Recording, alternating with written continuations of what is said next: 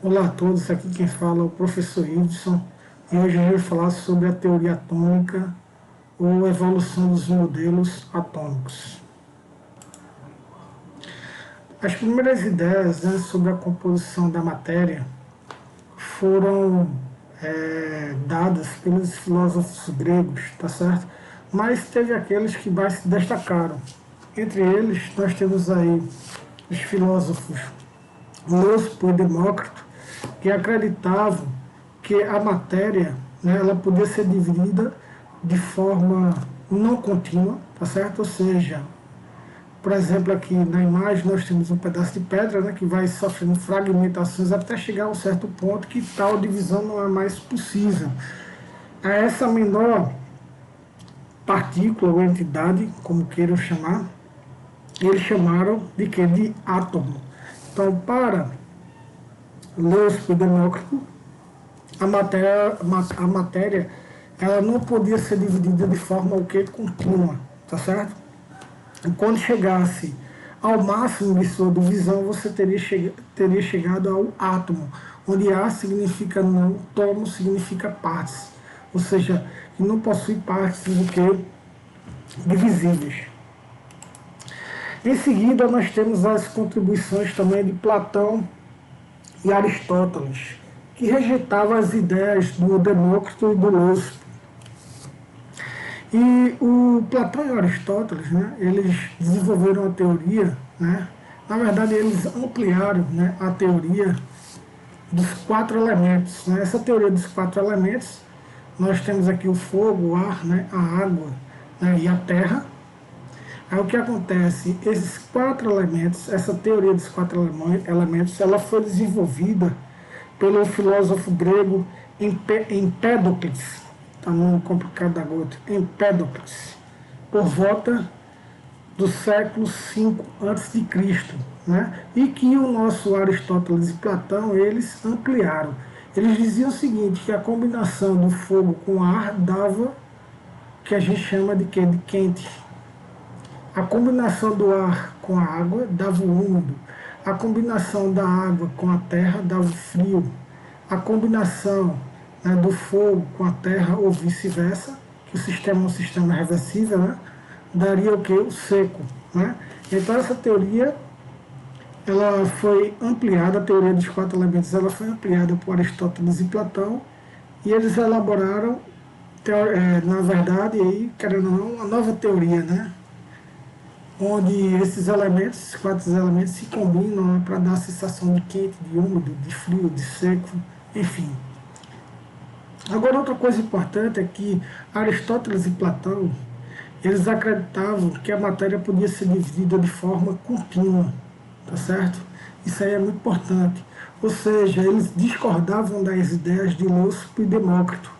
Mas como, né, Platão e Aristóteles, eles eram filósofos bastante renomados onde moravam, né, e na cidade onde habitavam, enfim, as ideias desses filósofos, né, do Platão e do Aristóteles, elas foram aceitas, né, e passou muitos anos, né, a ideia de átomo, né, guardadinha lá sem sofrer grandes modificações, né. Na verdade, não sofreu durante os 2000 anos nenhum tipo de modificação. A verdade é essa, tá certo?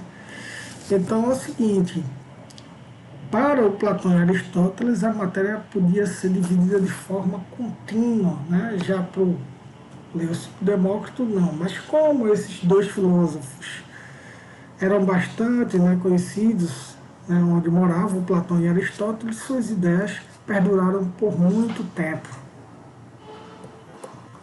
E nós temos, né, a alquimia. Né? Os alquimistas, eles não eram químicos, eles apenas eram curiosos, né? E eles tinham alguns sonhos, né? Como a busca, né, pela pedra filosofal, que era transformar tudo em ouro, a questão de você ter o LX, né, da longa vida, ou seja, que era a busca de um remédio para todas as doenças, todos os males. Enfim, então, querendo ou não, os alquimistas eles tiveram contribuições, só que o que eles faziam não era nada baseado em argumentos científicos, e sim apenas a contribuição deles foi uma contribuição experimental, mas eles não tinham interesse de saber por que aquilo ali acontecia, né? Então, eles eram mais curiosos, né? Mas eles tiveram, querendo ou não, grande importância, né, para dar o pontapé inicial à química, né? Ao estudo realmente da química, né? Sobre a constituição da matéria, né? Como é que as reações ocorrem, enfim. E nós temos aqui no século XVIII, né, o Antônio Lavoisier, que é em 1789, que ele vai falar sobre a lei da conservação das massas, ou lei da conservação da matéria, que é muito importante, né? E ele diz o seguinte, que toda reação que acontece em um sistema fechado, a quantidade de matéria ela vai se conservar. Então é o seguinte, temos um becker aqui com uma substância, aqui nós temos outro becker com outra substância, e aqui isso é uma balança, tá certo? Então aqui pesou 20 gramas e aqui 6 gramas, né?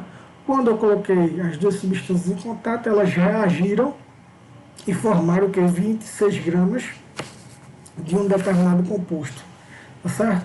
Mas o que acontece? Se você observar a soma das massas dos reagentes, ela é igual à soma das massas dos produtos, né? Então 20 mais 6 dá 26, que é o que eu tenho no final. Agora, isso por quê? Porque essa reação foi feita em um sistema o quê? Fechado. Se o sistema for aberto, vai haver perda de quê? De matéria. Ou seja, a quantidade de matéria ela não vai se conservar, tá certo?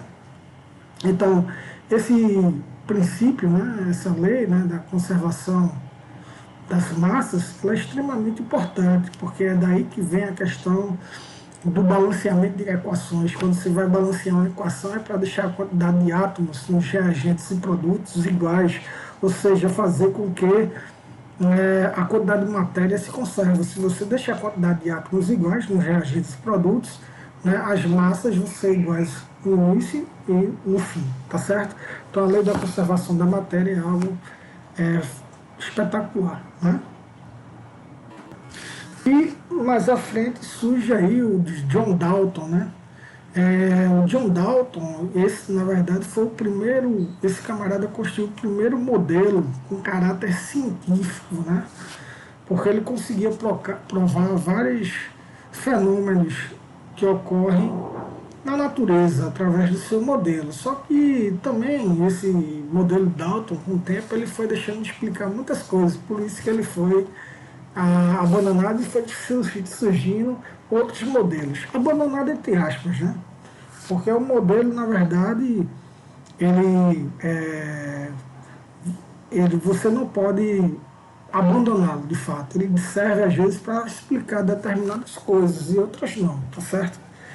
Eu falei abandonado, mas o termo não ficou legal. Então, é o seguinte, o modelo, né, ele vai, então, servir para explicar determinados fenômenos, né, que acontecem, né, mas chega momentos que esse modelo se torna insuficiente e vai surgindo que outras ideias, tá certo? Então aí nós temos o John Dalton, que nasceu em 6 de setembro de 1766 e ele faleceu em 27 de julho de 1844. E ele é um inglês. E inclusive o nome daltonismo, né, que é você, no caso, enxergar cores diferentes, né? Vem do querido aí, o John Dalton, tá certo? Ele é daltônico. Nós temos aí, o seguinte, John Dalton, ele acreditava que a matéria ela era constituída de partículas pequenas, né? Como se fosse amontoados. Aí eu dei um exemplo de laranjas, né? Imagina que eu tenho um amontoado de laranja, então para Dalton isso aqui seria o que? Essas laranjas e os átomos, né? Só que o seguinte, o átomo de Dalton, né, era um átomo que não era o que? Divisível. Por isso que eu passei um risco aqui. Então eu coloquei aqui, a matéria não é divisível, tá certo?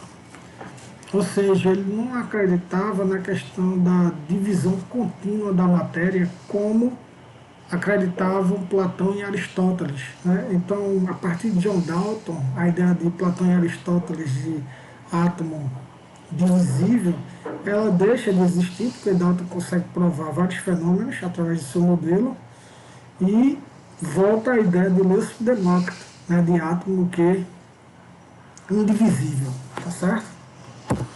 Aí nós temos aqui o modelo proposto por Dalton, né? Ele fala que nós temos aqui o átomo, né? E esse átomo é uma matéria composta por pequenos corpúsculos que não subdividem, né? Como a gente havia dito. E nós temos em seguida os postulados, né, de Dalton. Isso que faz isso, mas esses postulados de Dalton, eles foram construídos de que forma? Foram feitos da seguinte forma, esses postulados. Ele já tinha ideia sobre a questão da... deixa eu me lembrar das leis ponderais. Das leis ponderais. Ele já tinha esse conhecimento, né? Tá certo? Então, aí você faz, mas o que são leis ponderais? A própria lei de Lavoisier é uma lei ponderal. Né? A lei de Lavoisier, a lei de Proust, né? A lei de Ritchie, né? Entre outros, tá certo? Então, as leis ponderais, elas serviram para embasar, né, o estudo aí e o estudo do Dalton para que ele elaborasse esses postulados, né?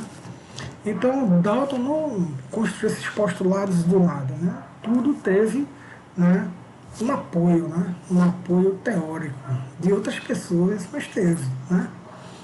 Aí nós temos o seguinte, com base em estudos e outros cientistas anteriores a ele, o Dalton ele criou um modelo de átomo onde pregava as seguintes ideias. Ele dizia que toda matéria é composta por átomos. É verdade, né? Como a gente viu na figura ali, né, os amontoados, né, de laranja, naquilo ali, aqueles vários amontoados de laranja representam o quê? Os átomos, né? Então, aquele amontoado de laranja seria a matéria. A matéria é construída por quem? Pelos amontoados, né, de partículas, que no caso representam ali por laranjas, tá certo? E então, cada laranja daquela seria a representação de um átomo. Ele acreditava que os átomos eram o quê? Compactos, né, maciços e indivisíveis, tá certo? Ou seja, algo maciço é algo homogêneo, né? Onde os átomos estão aglutinados, né? Aglutinados dando uma sensação de algo compacto, de fato, né? E essa questão da indivisibilidade era porque, de acordo com os seus experimentos, né, o átomo se comportava de tal forma, né, ou seja, se comportava como uma partícula realmente que é indivisível. Nós temos aqui, os átomos não se transformam uns nos outros. Isso é a questão da transmutação, né? Então, essa ideia de que os alquimistas tinham de transformar, né, um elemento em outro, né, que é a transmutação, Dalton disse que é impossível, né, de acontecer, tá certo? E de fato, isso é verdade. Aí, a não ser nos fenômenos radioativos, né, que são fenômenos nucleares, né, onde os núcleos eles emitem, né, constantemente radiação, e à medida que ele vai emitindo radiação, a tendência dele é diminuir a energia, porque está emitindo, né, essa radiação. À medida que ele diminui de energia, ele vai emitindo o quê? Partículas, né? Partículas alfa, beta, gama, enfim, tá certo? E o que acontece? Quando ela ocorre essa emissão, né, de partículas, a tendência dele é adquirir estabilidade. E, geralmente eles se transformam, os elementos se transformam em chumbo no final, que é o elemento mais estável, né? À medida que o decaimento vai ocorrendo, é chamado decaimento radioativo.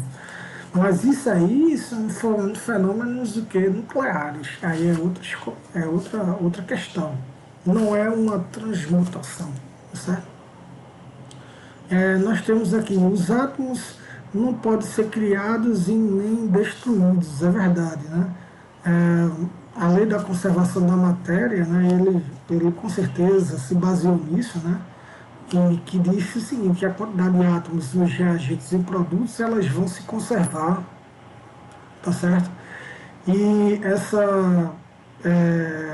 esse postulado aí do Dalton, né, os átomos não podem ser criados e destruídos, vem realmente do, é, do danado Lavoisier lá, sobre a questão da conservação da massa, né? Lei da conservação da massa. Tem o seguinte, próximo postulado, os diferentes tipos de matéria são constituídos por átomos o que? Diferentes. Isso é verdade, né? Isso aí é tão óbvio, né? Porque se a gente for ver,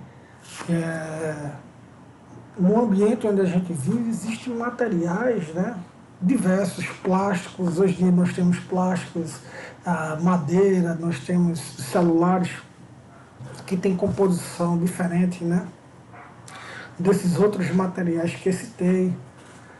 Enfim, se a gente for olhar ao nosso redor, os materiais eles têm características bem diferenciadas. Isso por quê? Porque os átomos têm essa capacidade, né, de se combinar uns com os outros, tá certo? Beleza? Então, materiais diferentes, eles, né, são construídos por átomos o que? Diferentes, tá certo? Então, o próximo tópico ele fala o seguinte: os diversos tipos de átomos diferem pelo tamanho e pelo peso. Segundo Dalton, a massa seria o fator de diferenciação entre os átomos.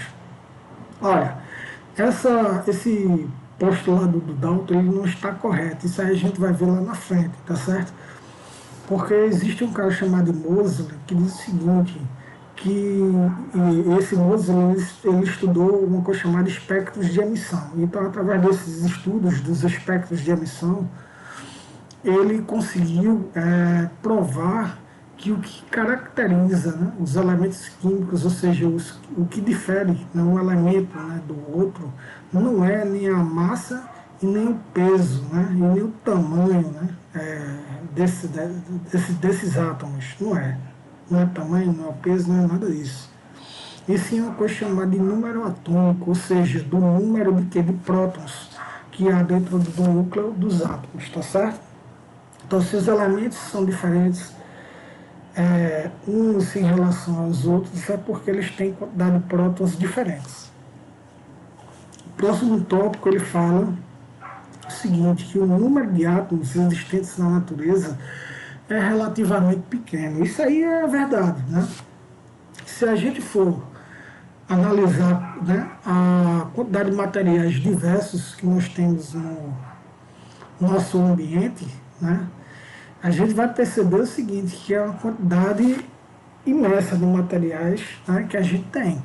Mas esses materiais são formados de quê? De átomos. Mas se a gente for pegar uma tabela periódica e for verificar a tabela, você vai ver que a quantidade de átomos ela é pequena, né, quando comparado à quantidade de materiais que a gente tem no nosso ambiente. Tá certo? Isso por quê? Pelaquela questão que eu falei, porque os átomos têm essa capacidade de se ligarem uns aos outros. Tá certo? Bem, próximo tópico. O número de átomos existentes na natureza é relativamente o que é pequeno. Isso aí já li, mais uma vez. Desculpa aí. Então vamos lá. Próximo. A formação dos materiais se dá através de diversas associações entre átomos iguais ou não. Foi o que eu falei, né? Quando eu falo de diversas associações, justamente são as ligações químicas, né, que os átomos são capazes de fazer, né, uns com os outros. Tá certo?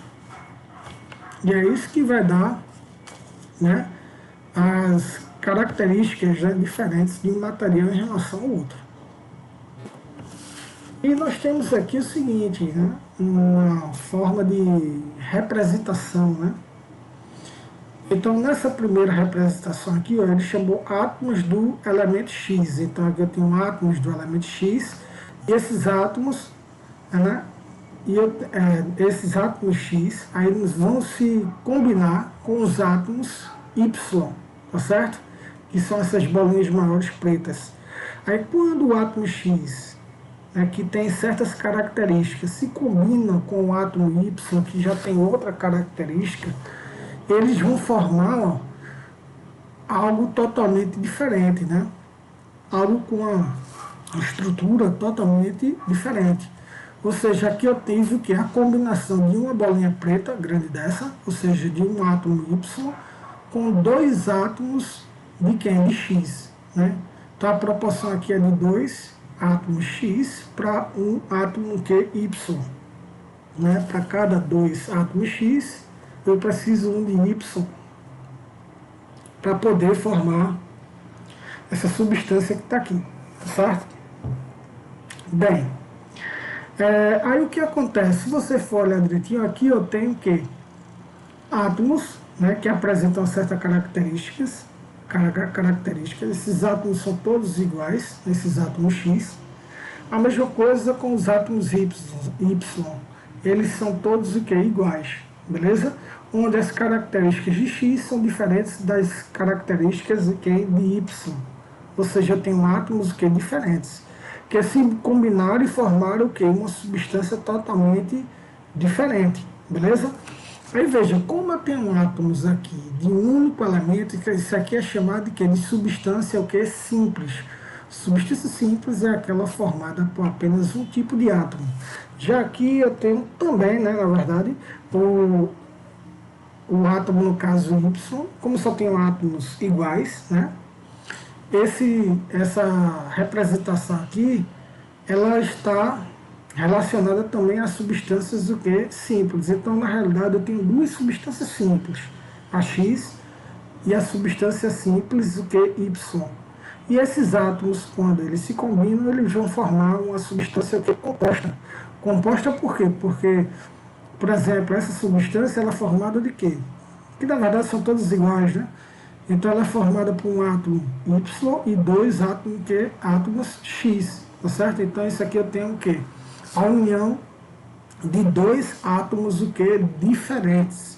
Então se os átomos, né, unidos são diferentes, eu tenho uma substância o quê? Composta, tá certo? O que é uma substância composta? É quando o quê? Dentro da substância eu tenho o quê? Dois ou mais átomos o que? Diferentes, certo? Quando eu só tenho apenas um tipo de átomo, como X e como Y, né, isoladamente, então isso aqui se trata de substâncias o que? Simples, todos dois, tá certo? Que reagiram, né, e formaram uma substância o que? Composta. E a proporção é de 2 de X para 1 de que? De Y. A ideia é essa, certo? Então, as substâncias que nós temos no nosso elemento, elas podem ser simples e podem ser o que? Compostas, ok? Aí nós temos aqui um segundo modelo que foi construído aí pelo J.J. Thomson, tá certo? E a gente vai ver como é que foi feito os estudos pelo Thomson em 1856 a 1940, né? Nós temos aí o seguinte, o Thomson, né, ele estudou a descarga, né, elétrica de gases, tá certo? Em ampolas chamadas de ampolas de Crookes. Então aqui eu tenho a imagem de uma ampola de Crookes. Dentro dessa ampola tem um gás, né, rarefeito, e esse gás rarefeito, ele foi fornecido para ele uma descarga elétrica, ou seja, uma diferença de quê? De potencial. Ao fornecer a diferença de potencial, que é a descarga elétrica, o gás ele é excitado, e quando ele é excitado, ele emite o que? Luz, que pode ser visível ou não. Nesse caso aqui, a luz ela é visível, né? Dá para ver aqui, né, pelas imagens, tá certo? Aí a gente vai ver agora, né, detalhadamente, né, o que acontece, né, quando é colocado gases rarefeitos, né, submetidos a alta voltagem, né? tá certo? A gente vai ver as características desses gases. É bom falar o seguinte, que esse estudo que ele fez com todo tipo de gás, tá certo? E sempre o resultado era o mesmo, indicando o quê? Que essas características que ele viu, né, pertenciam a todo tipo de, que, de matéria. Isso aí é fundamental, tá certo? Beleza? Todo gás se comportou da mesma forma. Isso quer dizer que é característico de que o que ele encontrou é o característico da matéria. Beleza? Então nós temos aqui, né, a ampola de Crookes, tá certo? Isso aqui é chamada ampola de Crookes, onde o gás aqui é um gás rarefeito, tá certo? E ele fornece uma diferença de potencial. Então, quando é fornecida uma diferença de potencial, esse gás rarefeito, ele se excita e emite o que é luz. E essa luz percorre em linha reta e se choca com o aparelho, né? Ou seja, no caso com o aparelho mesmo, né, do tubo de vidro, tá certo? Bem, na outra imagem, é o que acontece. Ele, dentro da ampola de Crookes, ele coloca um anteparo. Aqui ele colocou um crucifixo. E o que acontece? Esses raios, né, ele chamou na época de raios catódicos, porque esses raios partem do cátodo, que é o polo negativo, em direção a quem?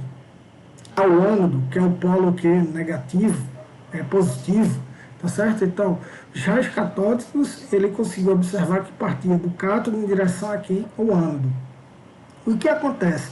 Quando ele bota um anteparo, esses raios batem, né, no objeto e a sombra do objeto ela aparece no fundo do recipiente. Isso indica o quê? Que esses raios catódicos, né, eles se propagam realmente em linha reta, ok? Então isso aí foi evidenciado por ele, certo? Outra característica importante é que quando é colocado um objeto, né, dentro desse tubo de raio catódico, esse objeto é leve, extremamente leve, móvel, tipo um mãozinho, um catavento, aí o que acontece? O raio catódico bate nele e faz esse objeto que girar. Se isso acontece, gente, é porque os raios catódicos, eles possuem o que? Massa, tá certo? Beleza? E em seguida ele colocou placas, né, elétricas carregadas positivamente e negativamente e viu o seguinte, que os raios catódicos eles sofriam, né, desvio em relação que a placa o que positiva. Isso indica o que? Olha, o que é que atrai uma radiação, tá certo? Onde nós temos uma placa positiva. Olha, para que essa radiação seja atraída pela placa positiva, ela tem que ter uma característica contrária, né, à placa positiva, que no caso teria características o que? Negativas. Ou seja, foi assim que eles descobriu que os raios catódicos, na verdade, eles possuíam o que? Caráter o que? Negativo. E ele chamou isso aí de quê? De elétrons, tá certo? Beleza? E Thomson, né, ele elabora um modelo, né, mediante esses estudos, né, com gases em tubos de raios catódicos, tá certo? Que são as ampolas de Crookes, beleza? Então, em 1898, né, ele elabora, né, o seu modelo chamado modelo pudim e passas, tá certo? E a gente vai ver as características deste modelo. Então, a primeira característica que ele diz é o seguinte, que o átomo é constituído de uma esfera, né, carregada o que? Positivamente. Então aqui está o átomo, tá certo? E nesse átomo nós temos o que? As partículas negativas, na verdade, nessa estrutura marrom, tá, okay? Essa parte marrom, nós teremos o que? A massa, né, do átomo, né, que seria toda o que? Positivo, tá ok? E na superfície dessa massa positiva estaria enfiado, né, incrustados, que ele fala incrustados, que é enfiado, o que? Os elétrons, que seriam que as partículas negativas que ele, né, conseguiu observar, né, através dos tubos de raios catódicos, né, o comportamento lá no tubo de raio catódico, tá certo? E ele dizia o seguinte, que as cargas estariam distribuídas o que? Uniformemente por todo átomo.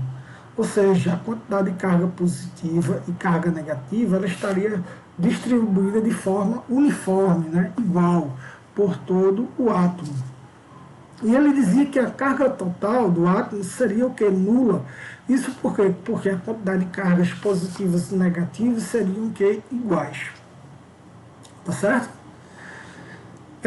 Outro tópico que ele diz aqui, ele fala o seguinte, o átomo é uma esfera maciça, ou seja, ele acreditava, né, ainda na ideia lá do Dalton, né, de átomo maciço, homogêneo e o que? Compacto, né, e indivisível, beleza?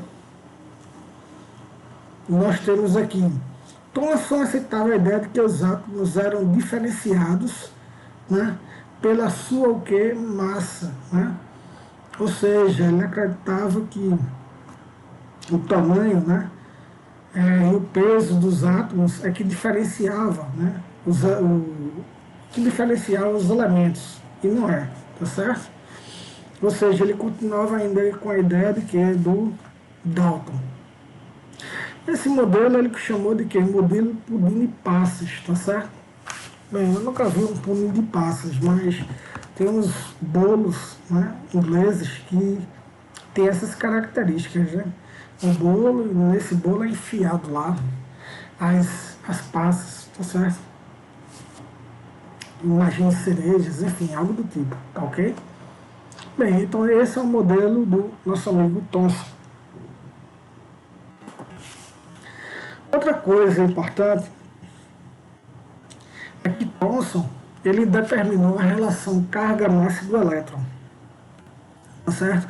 E esse endereço eletrônico que eu coloquei aqui é para quem tiver curiosidade, né, como é que se determina a carga-massa do elétron, tá certo? Agora sim, é algo complexo, não é simples, tá certo? Mas quem tiver curiosidade, tá aí. Só é acessar e assistir, tá certo? Mas o que é importante para você saber é o seguinte, que foi Thomson que descobriu essa relação carga-massa do elétron. E posteriormente, né, quem determinou a carga do elétron foi o nosso amigo aqui, ó, Millikan, tá certo? Através de um experimento chamado experimento da gota de óleo, tá certo? Que também eu coloquei um endereço aqui, tá certo? Para você assistir, se você tiver curiosidade, tá certo? Para saber como é que o Millikan fez esse experimento, né? Se bem que o que o rapaz vai mostrar lá é algo mais moderno, né? Na época, com certeza, ele não tinha os aparatos que vocês vão observar aí, né, no vídeo, tá certo? Mas que vale a pena você assistir esses vídeos para poder tentar, né, se inteirar, né, a respeito, né, dessa relação carga-massa e a respeito da determinação da carga do elétron, né? Tá certo? Através desses experimentos vocês vão ver que surgem as ideias de quantização, né? Quantização da matéria, tá certo? Que a gente vai discutir lá na frente quando for ver a radiação eletromagnética, tá certo? Nós temos aqui a descoberta dos prótons, tá certo? Olha, a descoberta dos prótons, ela foi feita através de uma modificação na ampola de Crookes, né, do Goldstein, tá certo? O que é que o cara fez aqui? Fez o seguinte, ele usou, tá certo? Nós, na ampola, nós temos o cátodo e nós temos o ânodo, beleza, tá certo? Só que o cátodo aqui, ele modificou, ele usou um cátodo perfurado. E o que é que ele observou? Ele observou o seguinte, que antes, quando o cátodo não era perfurado, aparecia luminosidade aonde? No lado oposto ao cátodo, ou seja, no ânodo, tá certo? Quando ele perfurou, além de aparecer luminosidade aqui, apareceu do lado oposto o quê? Ao ânodo.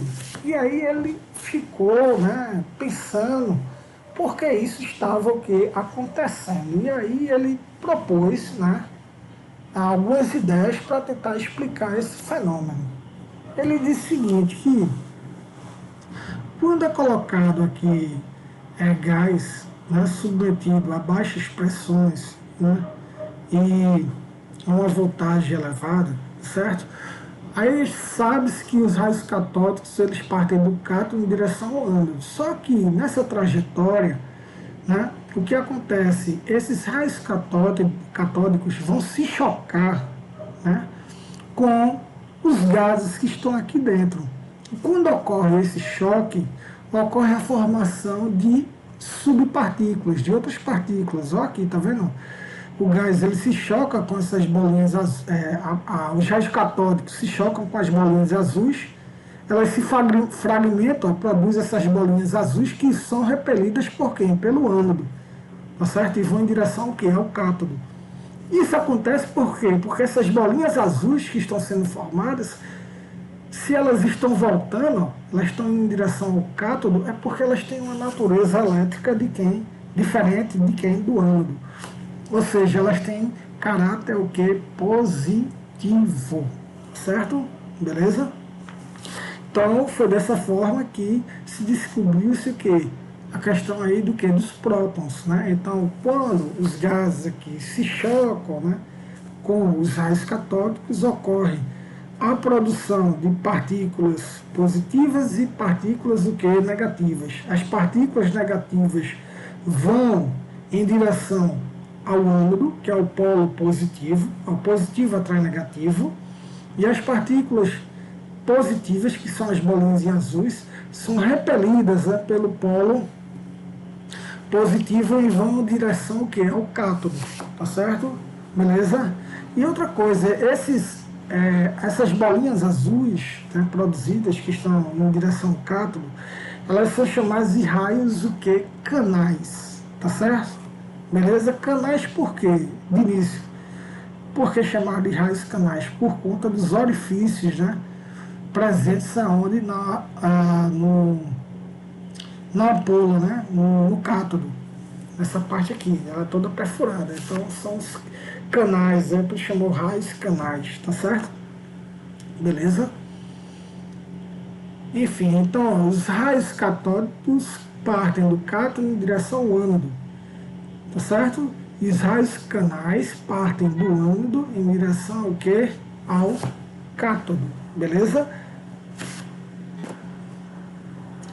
Outra coisa importante é que se essas partículas, como eu falei, né, elas estão vindo em direção ao polo negativo, elas têm caráter o quê? Positivo. Isso aí eu já tinha dito. Mas o que acontece? Essas partículas que foram chamadas de raios canais, mas aqui na frente eles vão chamar isso aí de quê? De prótons, tá certo? Os raios canais eles vão ser chamados de quê? De prótons. Isso por quê? Porque ele testou, né, vários tipos de quê? De gases, e o comportamento sempre era o mesmo, tá certo? E o gás, né, que é mais leve, né, que foi utilizado aí, foi o gás o que? Hidrogênio, tá certo? Então é o seguinte, quando o hidrogênio, né, é utilizado gás hidrogênio e os raios catódicos se chocam, né, com o gás hidrogênio, ocorre a formação de cargas o que? Positivas, que vão em direção ao cátodo, beleza. Só que quando eu coloco placas elétricas, tá certo? O que acontece? Esses raios, né, catódicos, não, esses raios anódicos, tá certo? Raios anódicos ou canais, a mesma coisa, certo? Eles vão em direção que a placa o que? Positiva. Só que o gás que sofreu o maior desvio, tá certo? Foi o gás hidrogênio. Quando você utiliza gás hidrogênio aqui dentro, tá certo?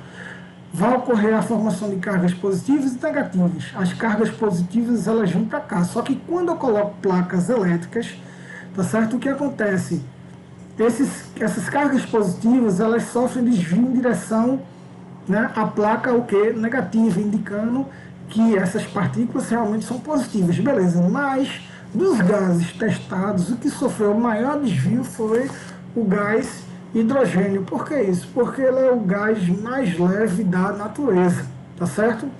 Então por isso que foi chamado de quê? De próton, né?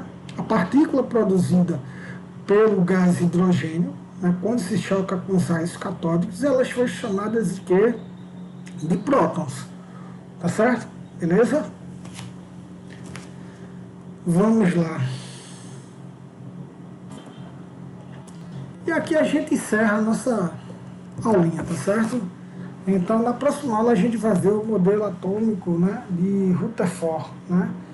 Aí vai ver falar também de Bohr, enfim. Então, na próxima aula a gente continua. Espero ter ajudado. E essa explicação que eu dei, ó, tá tudo aqui. Beleza? Eu não vou ler porque eu acho que o que eu falei é suficiente, tá certo? Enfim, então até a próxima aula. Abraço.